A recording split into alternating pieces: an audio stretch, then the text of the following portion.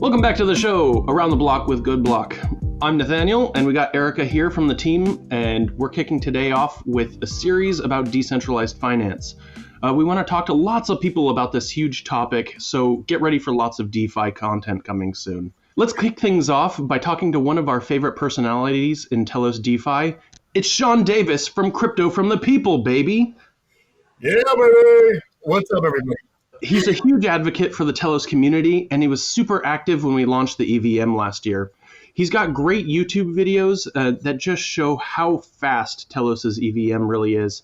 He's been in the DeFi space much longer, though, so we thought it'd be great to get him in for our first DeFi episode. Stay tuned and hear a little bit more about the ins and outs of how to DeFi. Before we get started, don't forget to hit that like button, subscribe, and hit the notification bell so you get notified when we put out new content. All right, well, let's dive in. First things first, I know we've got it at the beginning there of the screen, but we also want to just preface this with a big disclaimer. This is not financial advice. We are not financial advisors, etc., all of that. So let's get into it now.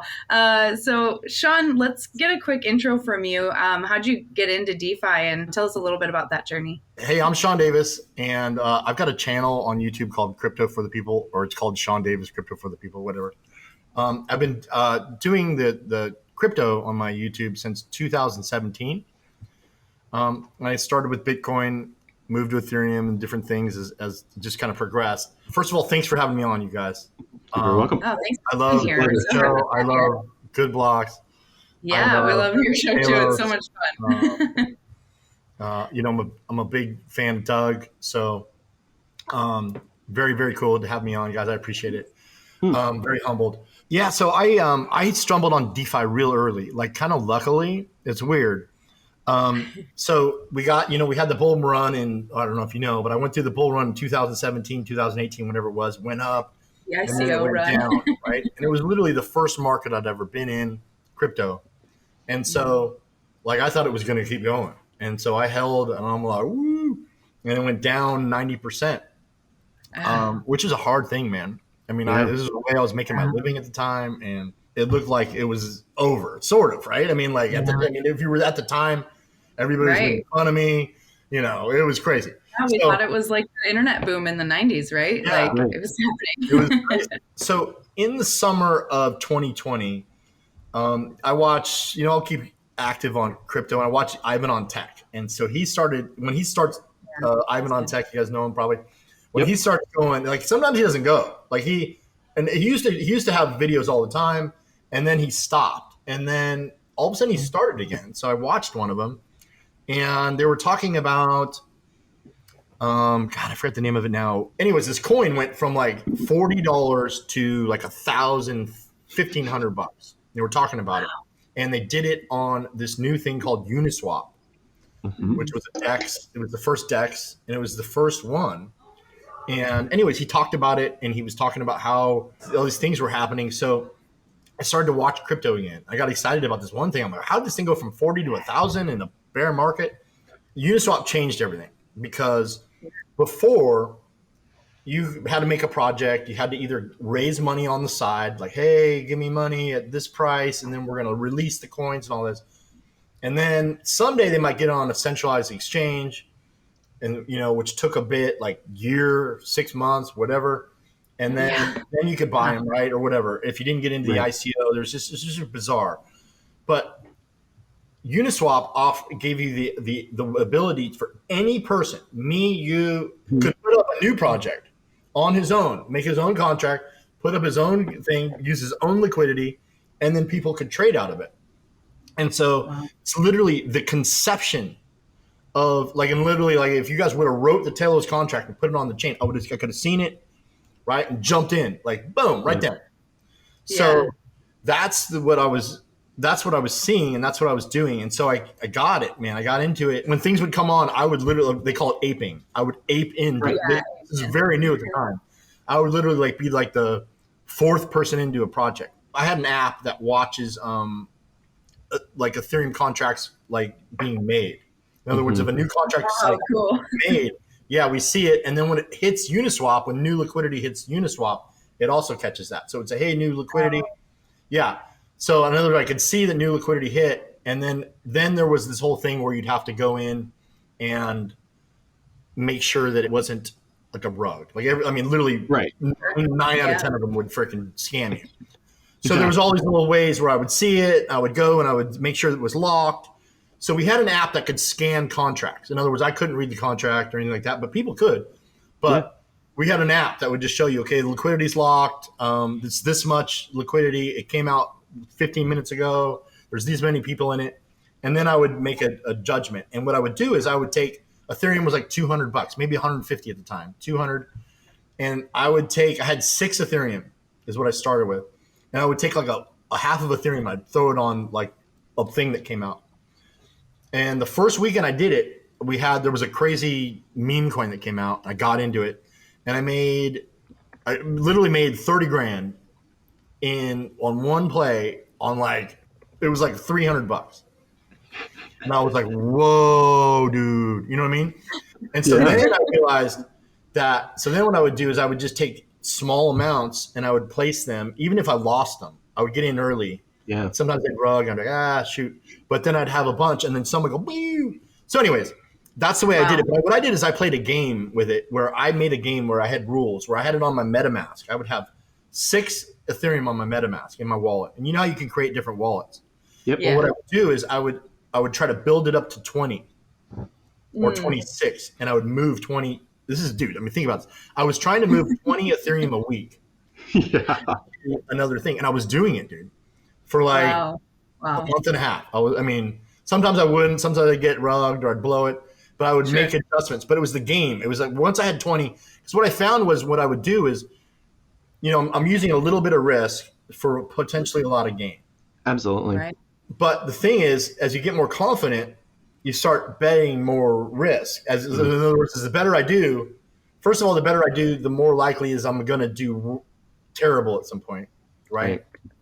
So what I do is I get more confidence. I would make bigger, I would go, I'm going to put 3 ETH into this one. I'm going 5, and then I lost it. So what I had to do was I had to move it. So then I'm only dealing with 6. And I had to so anyways, I did that. I got into Ethereum back then. I did really well at it. And, there was I got into all these things. And the thing I was noticing is I would get into these coins. I'd be in and out of them, maybe 6x, I would make good money on them. And then a month later, I would hear about them on a YouTube channel from somebody. Hey, it's going to hit CoinMarketCap. And I'm like, bro, that's so old. You know what I mean? To me. Yeah. And what you're seeing is the conception of everything. And so when you see the conception of everything, you know everything that's going on. Those are out now. Oh, that's out. Oh, that's like that. Oh, that's like this. That's like this. It's kind of like if you guys have ever watched gotten into soap operas. Mm-hmm. You watch a soap opera, you watch a show, it's ongoing. You sit into a soap opera the first time and you're like, what's going on? I don't understand. Who's that? And they're like, oh, that guy, he's a jerk, man. He's always cheating on him. And you're, oh, no way. And then you're like, who's that? Oh, who's that? But as you watch it, now you know everything, right? After you watch it for like a month, now you're, Eric, he's a jerk. And, this guy, he's always scamming people or whatever. You know the whole thing. And so that's what that kind of allowed me to do, was see everything from the first and just kind of get a pulse of it all. So I don't mean to go on and on, but at that point, what happened was Ethereum, the DeFi went crazy. And the total value locked skyrocketed up, and then it got super expensive. That's with the gas and whatnot, right? So actually, let's dive into that a little bit more, because that is something I would love us to talk about. So let's back up a hair and just what is DeFi and why do people care about it, right? I think you hit this a little bit with serving unbanked and that, but if we could maybe do a little bit of a definition there and why that became so popular. Yeah. So it's decentralized finance. So in other words, there's no middleman, there's no centralized part. The reason that it's so important is exactly what we're seeing right now in the markets. The FTX scandal, somebody's custodying the assets, and you don't know you don't know the other side of that. You don't know what's going on behind. If you walked in today, you walk into your bank and say, hey, how much money you got in the vaults? And they'll laugh at you, right? Right. But on a DeFi project, you can scan it and go, oh, I see how much they got right there. Boom. right? Yeah. So DeFi puts it back into the people's hands, you know, and just opens up so much, so many opportunities. In other words, there's not people who are saying you can't do something. There's not people saying you can do something. It's literally like just anything goes, and whatever happens, basically let the market decide. The people decide. And the people can see everything, so scams and stuff happen a little less, even though they do. And you know, like, and you have to be careful about trusting the code. So you're trusting code. And and like you guys know, you got to, you know, get the code audited and all that stuff if you're going to go with stuff. But you can do that. You can audit the code. You can look at the stuff, and it's going to do exactly what it says. So DeFi's are really cool. I mean, when it came out, it was really cool, and it's better. It's there's like your bank is taking your money, and earning money on it. This allows you to take the money and earn money on it. Right. So like they're in business. They're building these huge businesses off just parking your money and giving you back access to your money. Yes. And then they're investing your money into other projects and making money off of those projects, even though it was your money to begin with. Exactly. So this gives you back control, gives you more options to do that. There's inherent risks with that. But people can become investors now. Yeah, and people can become investors. Someone can stop you. Right. It's pretty cool. And now I guess there are two sides to that, though, too, right? I mean, there are like certifications and whatnot that you can be in order to become a traditional investor.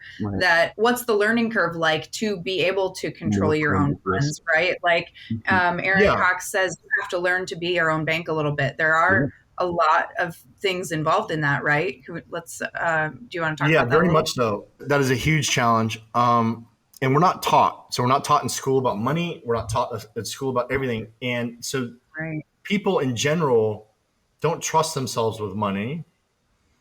And in crypto, people are trying to get your money. They're trying to prey on you. They know that you don't know how to do your money, and so it is key. And that's one of the things that people run into. So I help some people. Like it's hard for me because I feel like sometimes I've forgotten more than most people know in this, right? And so when I talk to somebody about like opening a wallet and all that, so I actually did it's funny. I have these all these folders. I make I was going to make a DeFi course. Okay. So I looked at it all that because I help people. Yeah. And so, you know, I try to help people do this in the best way that I can so they don't make mistakes, because I find people making mistakes. They'll send to the wrong chain. It's gone.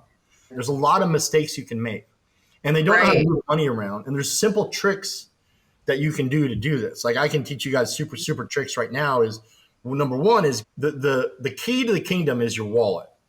You know, like you need to have a wallet, and MetaMask is a great wallet for now, right? Because DeFi is made up of a lot of different chains.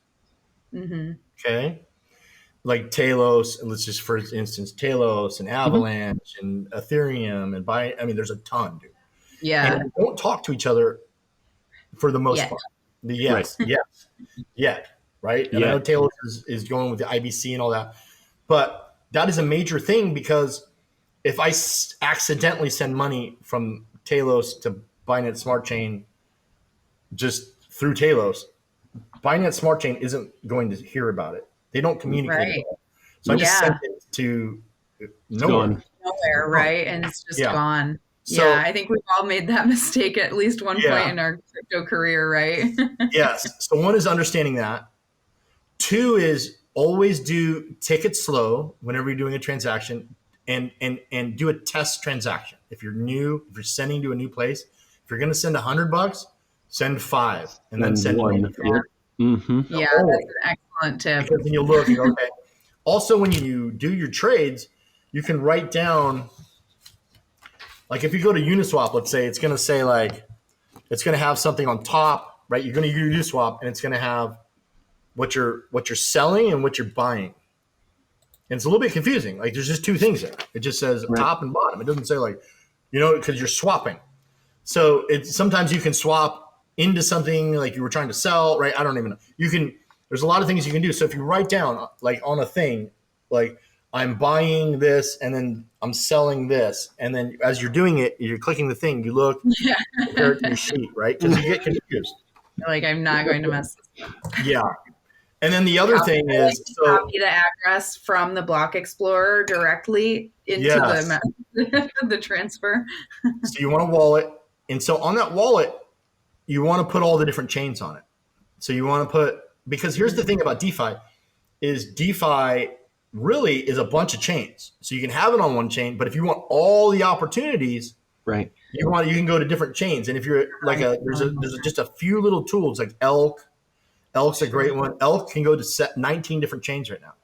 So Telos is on Elk.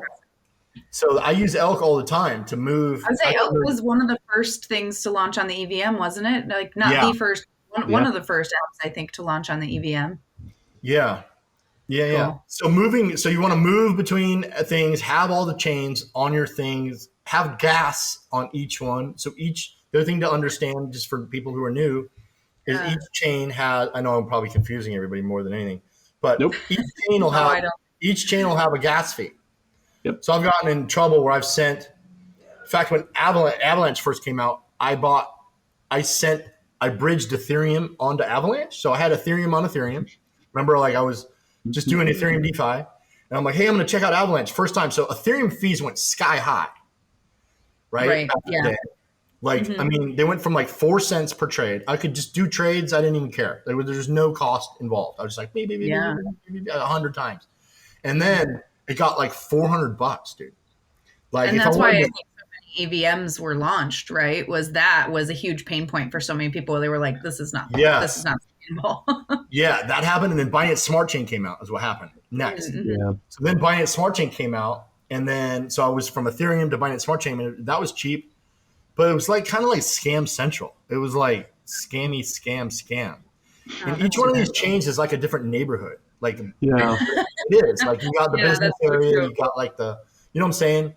You have these different neighborhoods you go to. And Binance Chain was super kind of scammy. Plus, we're talking about decentralized. And who runs Binance Chain? A centralized centralized thing. So I was looking for other ones, and I found Avalanche first, and then I actually found you guys after Avalanche. But what I did was I moved some Ethereum onto Avalanche just through a bridge. So I wrapped my Ethereum, moved it on. So now I had WETH on Avalanche, but I didn't have any fee. I didn't have any Avalanche in my EVM. Yep. So it was stuck.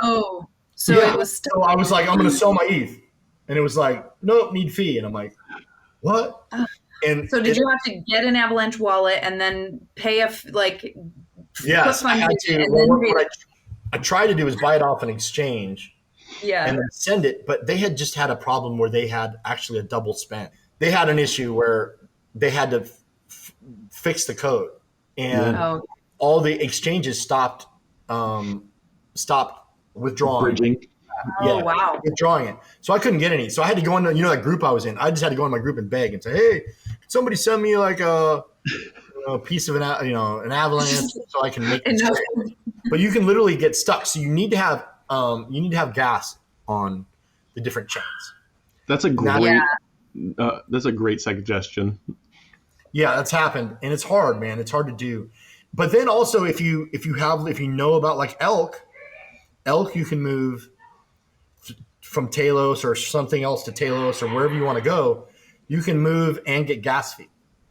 So if you need to, you can if you have gas on, you need to do an Arbitron or whatever it is. So they're starting to make that easier for people. I think that's going to be really key when it comes to trying to get more people into this technology, right? I mean, there's this huge, I think right now divide between you need to be responsible for your own funds because this is why crypto was invented, versus we also need it to be so easy that we can get people to use it, right? Yeah.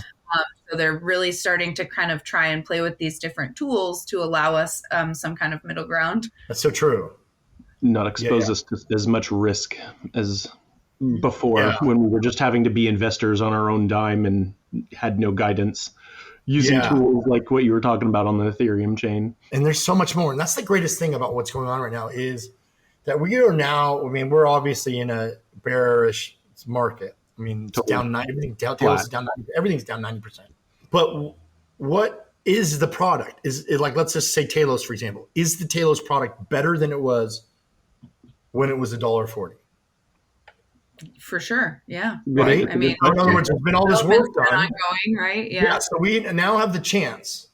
This is just, I'm not financial advice. This is just kind of putting something in perspective. We have the chance to take these digital assets that are going to last forever. Okay. They're better than anything that they've done. I was a stockbroker, Series 7 stockbroker when I came out of college. I've been in stockbroker for 13 years. So I understand what they do. Dude, and they are literally taking securities and registering them in a thing. And when you trade, you got to settle for 2 days because when they got to re-register everything, they're literally like so far behind. And what if, like, all they got to do is put it on digital and then like it's going to be so easy. It's way better. It's going to happen. So yeah, what do you think the barrier there with traditional finance and why they haven't adopted these technologies? I mean, they have the funds to, right? Yeah, I think there's a couple things going on. I think a threat or they do see it. Of course, yes, they thought it was a threat. My brother's a stockbroker. He didn't get into he used to make fun of me for Bitcoin. He's now into it. But yeah, I mean, the whole idea is they need to get into it. If that's going to be the thing, they want it to go as low as possible, then get in. Tell you no, until they can get into it. And then the other part is this gives you freedom. Like, this is freedom. Like, this is borderless. This is not hardly any fee. No one can stop it. Sort of, right? I mean, technically. Sort Nobody can take it from you. Nobody can take it from you. They can't come in. I mean, they can try, but literally they have to get the seed word. They can't just say, hey, that's it, move it over, bank. Like, no, dude, I'm not moving nothing. And, so the idea is it's free. And what I'm seeing in the world, and I don't want to get political, is control. So imagine you have a dollar that you want to control. And what gives you power is you have this dollar. This is our money. I control it. I'll print more. I'll take it away, right?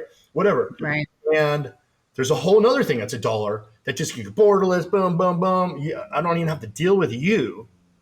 Yeah. Right? Then this is a big risk to governments. Yes. Right.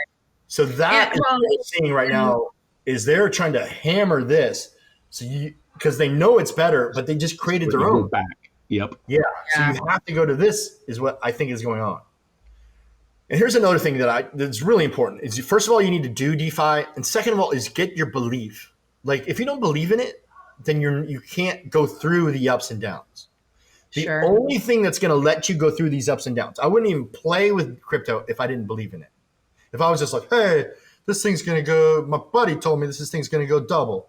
Dude, don't even do it.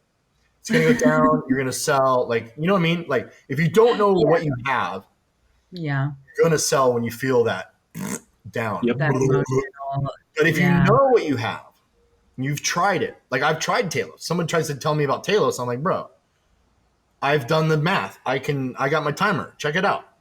Right? Like I know when you do Telos, it's going to be different. So I know. So when you know, your belief is so much stronger. So that's why I want people, if you're into it, like read the Digital Gold's a great book. Read why they made Bitcoin. Get on and try Telos and try the different chains and see which ones you like that you're interested in. But don't just take someone's word for it. Everybody loved Solana, and I thought Solana was cool too. Like it was pretty quick and like kind of had a cool little like vibe, like Solana summer. I was like, oh, it's cool, right? Like I get this. And but then you kind of like look into it, right? I like Avalanche, but the thing about Avalanche is they got VCs, right? They got a whole, there's VCs involved, which is crazy, right? So point is believe, increase your belief. And if you don't have it, don't do it. Yep. But try to increase it. Has different values, right? Like that's I think something that's kind of key here is with these different blockchains, people are going to use what they feel like they relate to, right? Or this money shares the same values as I do, and so that's part of why I believe in this and want to invest, right? I totally agree with that. There's a website out there. It's called All the Money in the World, and it shows this graph of like where all the money is, like in the world. Like, in other words, how much is in gold, and it shows it in terms of like how much money in squares. So this many squares is in gold. This many squares is in the stock market. This many squares is in real estate. This many squares is in bonds. This many squares is in options. This many squares is in right, right, whatever. Crazy. And then it shows how big crypto is. And when you think, and my thing is, I think crypto eats everything. I think everything gets tokenized. I think real estate's tokenized. I think gold's tokenized. Sure. I think they're going to take stocks and tokenize them. So if you go and you look at how much money is in these things, trillions and trillions and trillions and trillions and trillions, it's like something this big going into something like this big, right? Like this. Yeah. Big, right? So like it's going to grow. Right. There's no way to get those. Plenty of room to grow. Right? Yeah, there's plenty of room to grow. And this is the financial rails of the new economy that will come someday. Mm-hmm. And the way that they make money is they sell like they sell blocks. Ethereum sells blocks. That's what it does. Like you pay for each block to get into the block. You're paying. You're right. So if you own the asset, if you own the railways of all this money coming down the pipeline,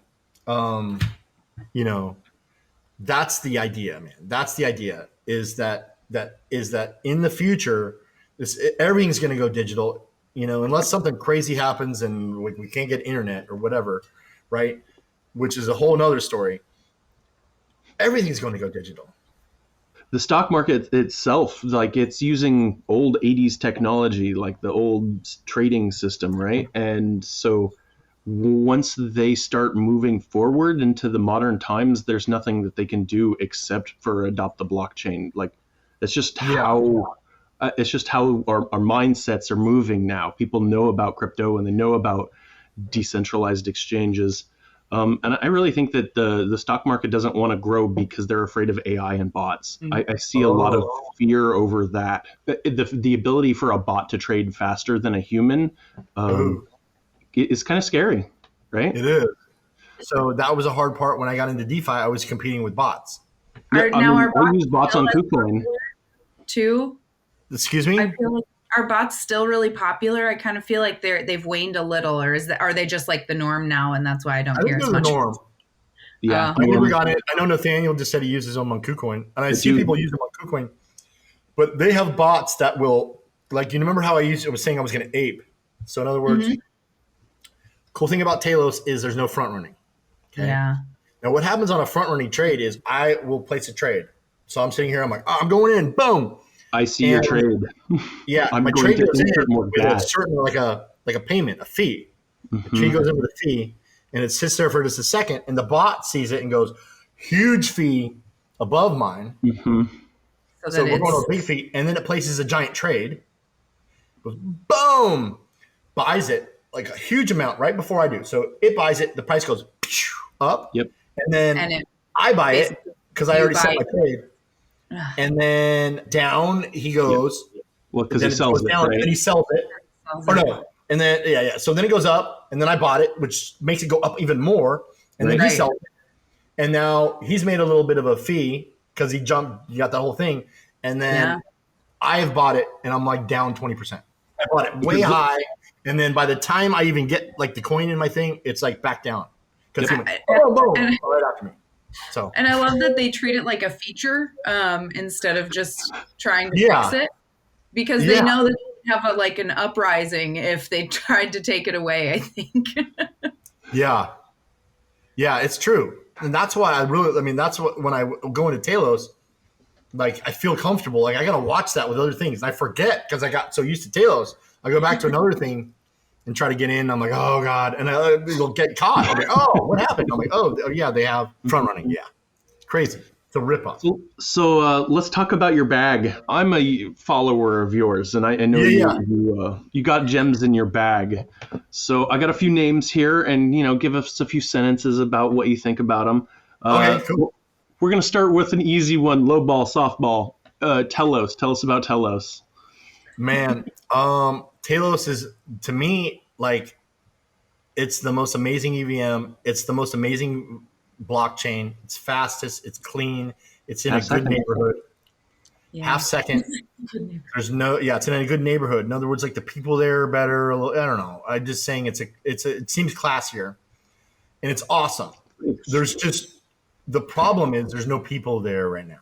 Right. So it's kind of like having a party. It's an awesome party, but there's like 2 people in the room, and you're like, "Yeah, it'd be great if we had 30, right?" Like, well, it's never good if everybody shows up on time to the party. Yeah. We're just waiting for the lady. Dude, Telos. And the other thing is it's a fair launch. Yeah. And the team is amazing, and they're out there building during the bear market, which is incredible. Oh, yeah. We're looking forward to 2.0. How about the beast in the east, Trias? How are you feeling about that? The AMA and so I like Trias. It's in China. It's kind of like an Ethereum in China, but like they have this whole thing where they try to make machines trustless. They have a way of bringing code in. In other words, you know how Apple has like an Apple store and they approve everything. So, if you go to Apple, you're not going to necessarily get a scam thing or something like that because they've gone through it all. Trias has the same thing sort of built, but it's like through their code, like protects everything. So it's very cool. It's got the Chinese narrative, which is good. It's super low, dude. Like, in other words, it's like it's a level 0. So if you take Ethereum, minus take 1 even. On top of it. Yeah. It can have them all. It can run. The claims are it can run Ethereum at 100K transactions per second. So it's cool. The issue is they don't have updates very often. They're not marketers. They're very Chinese stoic, not giving much info. So it's kind of like if you're an investor, like, hey, how come the CEO doesn't come out and talk? And they're kind of like, sorry, pal. Yeah. You know what I mean? And so it's got really good potential. I mean, like it's a 2. It's gone up to 30. Like I was in it a year or 2 ago. I don't remember when I did, but it did a bull run. I got in it at like 4 and it went up to 32, like in like a couple of weeks. So it goes really quick. And it's because it only has 10 million coins. That's kind of the key to Trias is it's got 10 million coins total. And it's $2. So it's a $20 million project that's going to have its own 7 blockchains. It's going to have 7 blockchains on it that do different things. Like one's going to be financial, one's privacy, different things. Anyways, and it's trying to do like a split government for itself. There are different engines that are going to take care of. Yes. They have like 3 different. They have like 3 different engines where it's like kind of like the judicial system has the different parts of the 3 different parts of the judicial system, which I don't even want to like try and say right now, but you know what I mean? So it's got 3 different things too. Right. It's a cool project, man. It's like one of those ones that like literally could be like go up to 1,000 or 100, but it also could go to 1. And the rarity of the coin too. Yeah. They haven't built the engine fully. So, and they expect it done at the end of the year. Yeah. But it's exciting, man. That one I like. All right. Debtbox. Ooh, okay. So Debtbox is really cool. They have nodes and they do commodity-based crypto, which is and it's interesting. So what they have is they have a node. So you buy a license for a node, and then you basically have which a node is just watching the software, like running the software and stuff like that. They do it on cloud, and they pay you every day. But what happens is they're based on projects. So like they have one it's called Black Gold. It's on oil. So they have oil fields they're drilling oil, and then when they pull the oil out, instead of profiting from the oil, what they do is they put it into a trust. Like let's say they sell. It's a crazy idea, but they sell. So how can you back oil with a crypto? That's what they're doing. So what they do is they'll give all the holders every day, you get your mining crypto, but when they sell the oil, then they put it into a trust. And what they're doing is they go and then they buy. So then they're on PancakeSwap. They're on Binance Smart Chain. They go on to PancakeSwap and they buy these tokens. They'll buy the black gold, maybe $3 million worth, and then they burn them. So they're buying. So in other words, cool. You always want buy pressure to keep the price going up, right? Yeah. Or not going down. Because if everybody's just getting a coin and selling it, it's just going to go. Right. Inflation kills them. Yeah. Yeah. Nobody's buying. But if, let's say, Elon Musk is buying your coin every month, boom, boom, boom, you're going to get the pumps from Elon buying, right? Like, oh my God, he bought it all. So that's what they do. So in other words, what they do is they get these businesses where they're getting money from the businesses. And then instead of like, hey, I'm paying people and doing the business, the whole business is to take tokens out of the market and then burn them. So it's a totally interesting way of doing it. And they've done well, man. So they've done well, so I don't know how the future is going to go for sure, but it's been exciting. And I like watching your videos. If you haven't seen his videos, you should definitely go back and take a look at what he's said about it. He's got some good stuff about it. Yeah. I got one more for you. Satoshi Nakamoto, is he real or a figment of everybody's imagination? Ooh, I don't know this, man. I know. I think he was a real person. I'm not sure that he's alive, but I don't know. So, I don't know if I think he might have died is what I think. Right? But I don't know. Like, I honestly don't know. I don't know if he's a real but dude, very thankful to that dude. When you think about it, think about where we are right now. And if he didn't do this right now, right. Like what could happen, but I don't know. That digital gold, if you guys ever listen to a book. So what I do is I just get a little book, I put it on my Audible, and then I'll listen to it. And I listen to Digital Gold. It's a history of Bitcoin. But they go through all the emails and stuff like that of the cypherpunks. Mm-hmm. So they have the story of Satoshi and the cypherpunks and how he came in and everything that happened. And when the government started getting interested in Bitcoin, like John McCain wanted him to come speak, he ducked out and he was done. Right, he did. Never spoke again. Yep. So never saw him ever again. Yeah, and then his money hasn't moved. So. Mm-hmm. But I don't know. Like that's a hard one, dude. I don't know. I mean, part of me sometimes thinks like, wouldn't it be so easy though to just let that money sit and like you've got like 1,000 other things going on and you can just probably let it sit and never do anything with it. I would bet. Yeah. Yeah. It's so true. So I don't know. Like they would want to find him if they knew that he was around. Let's put it that way. Right. I think. Yeah, totally. And the fact that they haven't found him lends to the fact that he might not be around. Yeah. Right. Mm-hmm. Yeah. Like they found the Mount Gox guy. I think they found him, right? I think he so. Actually dead. Yeah. So crazy. Yeah. Crypto's wild, man. And everything that's going on. Wild West. It is definitely the Wild West, and that's what's fun about it, though, dude. But you think about it. Like you get the chance to learn this just by doing it, just by doing crypto. Like literally what I'm talking about, starting a MetaMask, going in, getting a little fee, trying the different things. In my opinion, this is just my opinion, but the past 10 years have validated this opinion that crypto is the most explosive, most open, but also the most potential for gains, I think, right? In other words, like the most potential, like if you think of a market that's going to grow, I think that the crypto market is going to grow. And just by doing, you could be in the top 1%. And like you said, you'll know more than all the YouTubers who don't even try. Yeah. You know what I mean?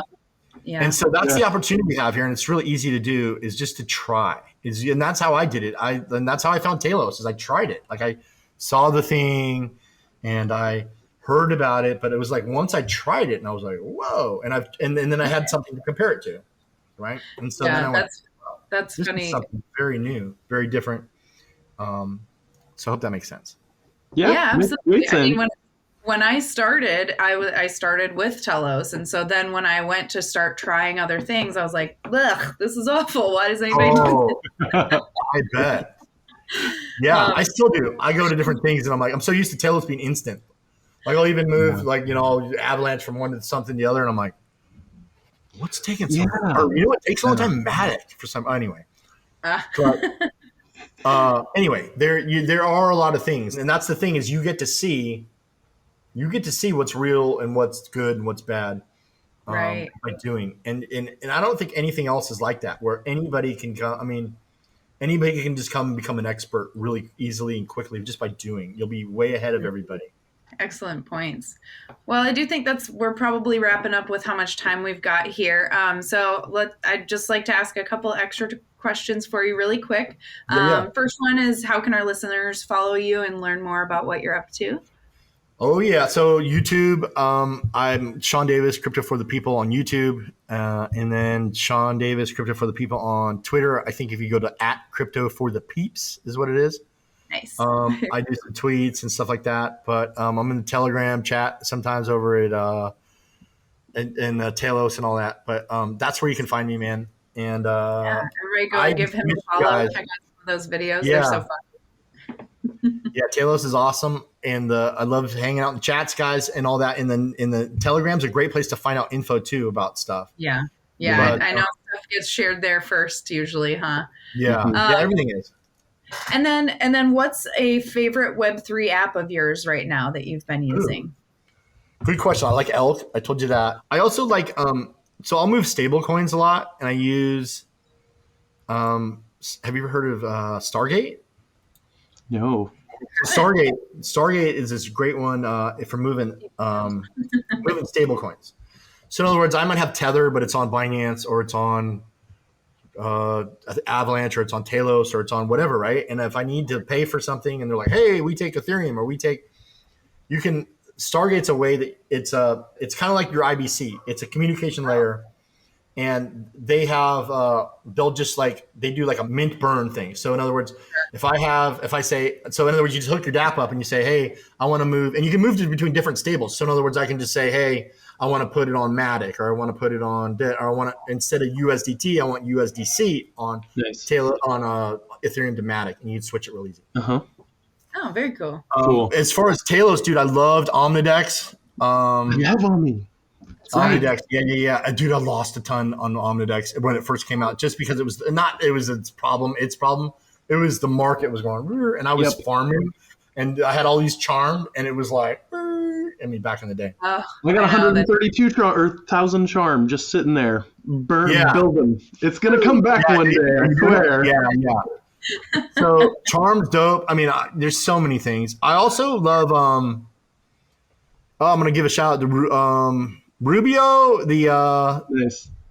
Is it Rubio's there's the sports betting. Robinho's. Robinho's. I did some of that, dude. So that's fun on Telos, dude. Go to Robinho's and bet on games, not bet, price predictions or I don't know what they're called. It's betting, but it's called something different. But you just kind of bet on the different games. Dude, it's fun. It's so fun. The community there is the best, right? Yeah. Whenever there's a game going on, Dennis, right? It's great. Yeah. So I love Rubino's too. I haven't used it in a little bit, but I was having fun with it. I was getting my wife to make picks, and I was like, buying it, she'd say, and then I was testing it out, and she loved it.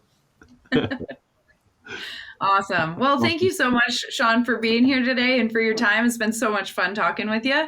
You guys, I've had a blast, man. I'm sorry I'm all over the place a little bit, but that's just the way I kind of work. No, not at all.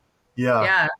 No, I really appreciate you guys and all you guys do. You guys are rocking, man. You got dstor, the voting thing. Oh, yeah. My God, Decide. Decide. Like a decide. There's so many ideas. We need to decide in the United States elections, dude. I'm telling you. Yeah. Awesome. So, well, thanks again. And you guys.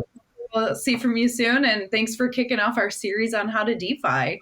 No worries, you guys. Keep rocking, okay? And keep collecting crypto. You too, man. All right. Wow, what a fun interview. It's so cool to get to chat with Sean for our first How to DeFi. He's a great guy, and if you haven't already, go follow his YouTube channel for way more than just DeFi. Go ahead, I'll wait. Great. And now we're going to hear from Me, Nathaniel, from Moss's Market Minute. I'm putting 60 seconds on that clock to give you this week's market news and non-financial advice. This is not financial advice. Operation Choke Point was an initiative during the Obama era. Choke Point asked banks to identify customers who were simply doing something government officials didn't like. Banks would then choke off those customers' access to financial services, shutting down their accounts. They did this to not be held responsible for harboring potential criminals. Chokehold operatives made non-written threats to banks, passed legislation which hurt non-cooperative banks, and bypassed due process by effectively bullying banks into reporting their customers to the Department of Justice. November 2018, the FDIC promised to Congress that there would be limitations on the FDIC personnel who could terminate account relationships. These would now only be made in writing, and if made, reported to the FDIC Board of Directors. Informal, unwritten suggestions would no longer be allowed. Additional training was also promised to these examiners. They stated that it was hurting legitimate businesses instead of preventing fraud as intended. I think we're seeing a choke point 2.0 around blockchain, but that'll have to wait for another market minute. And now it's time for us to talk about some crypto BS. That's right, block stuff of the week. In this BS of the week, we're going to talk about Biden's budget proposal. Just recently, Biden has released his budget proposal for 2024, and he has included a 30% tax on all electricity used to mine Bitcoin and cryptocurrency. He's also increased the capital gains tax from 27% to 40% for anyone making over $1 million. There are tax increases for lower brackets, but I don't have them in front of me. He's also eliminated the tax break for any crypto investor who had lost money, so you can no longer recoup your losses on crypto losses. This is a serious proposal, and I hope it doesn't pass through, but it's likely that it will. Well, that brings us to the end of today's episode. If you want to learn more about the Web3 world, check us out wherever you listen to your podcasts. And don't forget to like, share, and subscribe, and hit that notification icon. Also, if there's a person or project you'd like to see featured, let us know below in the comments. Have a great day, everyone!